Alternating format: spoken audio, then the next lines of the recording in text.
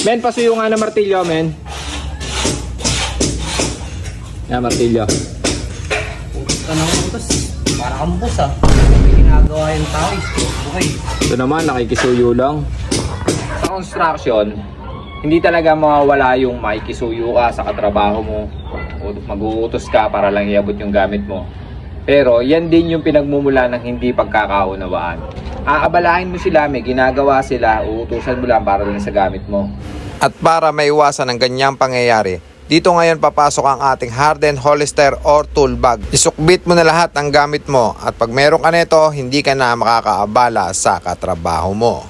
Ang Harden ay hindi tumitigil sa paglalabas ng mga bagong quality product na makakatulong sa atin sa pang-araw-araw para mapabilis ang ating trabaho. Kaya sa lahat ng kapwa nating construction worker, skilled worker, o mga nagdi-DIY lang, alam kong kailangan nyo to. Sa lahat ng mga gustong umorder ng ganitong produkto, ilalagay ko sa comment section ng link kung saan ko na-score to.